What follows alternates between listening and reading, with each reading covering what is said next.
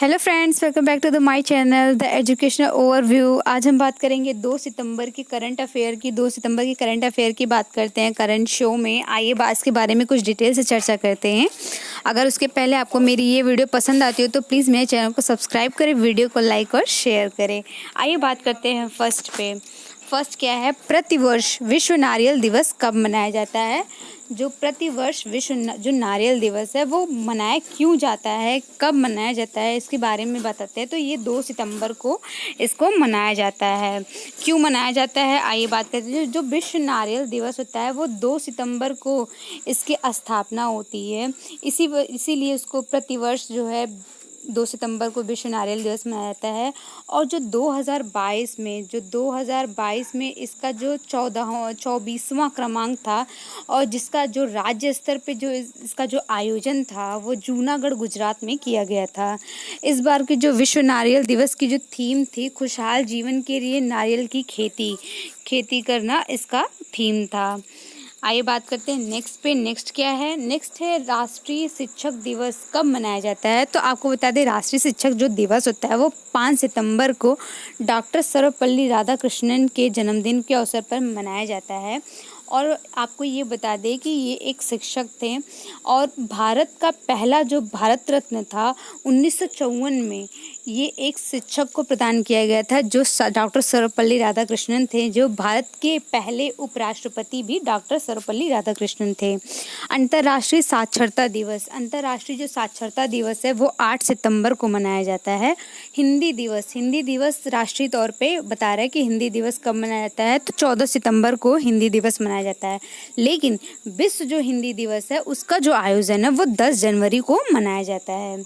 विश्व ओजोन संरक्षण दिवस जो होता है 16 सितंबर को मनाया जाता है। क्यों? क्योंकि 16 सितंबर 1987 को जो मैड्रियल कन्वेंशन था जो कनाडा में हुआ था, उसमें जो ओजोन के संरक्षण की बात कही गई थी। तभी से आज तक प्रतिवर्ष हम लोग विश्व ओजोन दिवस मनाते आते हैं। 16 सितंबर को हम लोग विश्व ओजोन दिवस सेलिब्रेट करते हैं। आइए बात करते हैं नेक्स्ट है हाल ही में वर्ल्ड लाइफ ट्रस्ट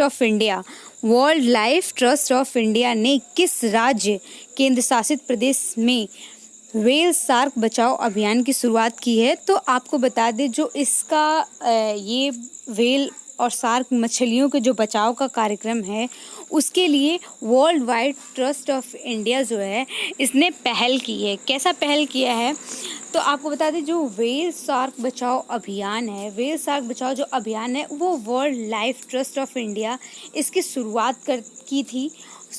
इसके द्वारा इसका आयोजन होता है। और ये व्हेल शार्क बचाओ अभियान है, इसका जो स्टार्टिंग है मैंगलोर जो कर्नाटक से इसकी शुरुआत होगी। लेकिन इसके जो भागीदार राज्य होंगे वो कर्नाटक, केरल, लक्षद्वीप तीनों होंगे।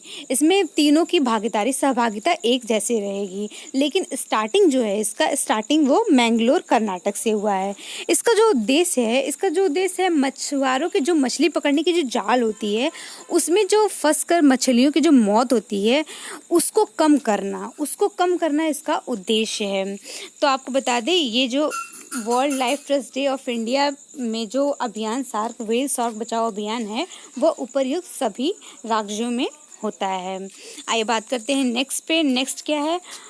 गंगेटिक डॉल्फिन को कब राष्ट्रीय जलीय जीव घोषित किया गया था। तो जो गंगेटिक डॉल्फिन थी वो 5 अक्टूबर 2009 को डॉल्फिन डे इसीलिए मनाया जाता है क्योंकि 5 अक्टूबर 2009 को इसे जलीय जीव घोषित किया गया था और 5 अक्टूबर को ही डॉल्फिन डे मनाया जाता है। जो राष्ट्रीय डॉल्फिन डे संरक्षण केंद्र है वो कहाँ पे है, तो आपको बता दें पटना बिहार में डॉल्फिन संरक्षण केंद्र स्थापित हुआ है। राष्ट्रीय डुगोंग जो संरक्षण केंद्र था, डुगोंग को आप लोग जानते होंगे। डुगोंग को समुद्री घोड़ा भी बोलते हैं। डुगोंग को बोलते हैं। समुद्री जो घोड़ा है, ये डुगोंग संरक्षण केंद्र है वो तमिलनाडु के अंदर स्थित है। और जो ये मालाबार तट है वो किस राज्य से संबंधित है, तो आपको पता है मालाबार ऐसा होता है, आपने सुना होगा एक मालाबार अभ्यास होता है। अक्सर देखा करिए कि जो अभ्यास होते हैं वो कोस्टल एरियाज़ में होते हैं। कोस्टल एरियाज़ में मतलब जैसे कि वो समुद्र के आसपास के जो एरियाज़ होती हैं वहाँ पे ऐसे अभ्यास होते हैं। तो जो ये मालाबार तट है वो केरल के अंदर स्थित है, वो कोस्टल एरियाज़ में स्थित है। और यहाँ पे हमारी जो नेवल नेवी है हमारी जो, वो विभिन्न प्रकार के अभ्यास को भी करती है। आइए बात करते हैं नेक्स्ट पे। हाल ही में भारतीय तटरक्षक बल इंडियन कोस्टल गार्ड की बात कर रहे हैं। कहाँ 10वीं राष्ट्रीय समुद्री खोज और बचाव अभ्यास SAREX 2022 का आयोजन किया है। तो आपको बता दें कि जो भारतीय तटरक्षक बल है, जिसको इंडियन कोस्टल गार्ड भी बोलते हैं, वो जो इसका ये कोस्टल एरियाज में, जाहिर सी बात है पहले तो कोस्टल एरियाज में होगा, क्योंकि भारतीय तट रक्षा है। तट का मतलब होता है कोस्टल में ऐसे तट जो समुद्र के आसपास के एरिया को बोलते हैं, कोस्ट बोलते हैं, ऐसा कि हाँ तट बोलते हैं वहाँ पे। तो वो जो है वो चेन्नई के अंदर इसका आयोजन किया जाता है। आइए बात करते हैं इंडियन कोस्टल गार्ड की जो स्थापना है 1977 में किया गया था। किस अधिनियम पे आया था? ये जो अधिनियम 1978 में यह अधिनियम आया था। और इसके जो हेड हैं, इंडियन कोस्टल गार्ड के जो हेड हैं ICG के, वो वीरेंद्र कुमार पठानिया है। इनका हाल ही में इनकी नियुक्ति हुई है। बहुत इंपॉर्टेंट है, ये इम्पॉर्टेंट है कि इंडियन कोस्टल गार्ड्स के हेड कौन है, तो डॉक्टर वीरेंद्र कुमार पठानिया इसके हेड हैं। जो SAREX है, समुद्री खोज एवं बचाव जो अभियान है, इसका ये 10वां क्रमांक था, 10वां आयोजन था। और इसका उद्देश्य क्या था? इसका उद्देश्य समुद्री दुर्घटना जो होती हैं उनको कम करने के लिए इसका आयोजन किया जाता है, समुद्री दुर्घटनाओं को कम करने के लिए। आइए बात करते हैं नेक्स्ट है हाल ही में भारत श्रीलंका को कौन सी समुद्री निगरानी विमान दिया है? तो आपको बता दें, भारत ने श्रीलंका को एक समुद्री, मतलब जिससे वो अपने आसपास के एरिया की निगरानी कर सके, उसको एक समुद्री जहाज़ दिया है जिसका नाम है डॉर्नियर 228। डॉर्नियर 228 भारत ने श्रीलंका को प्रोवाइड करवाया है। Thank you for watching my video friends.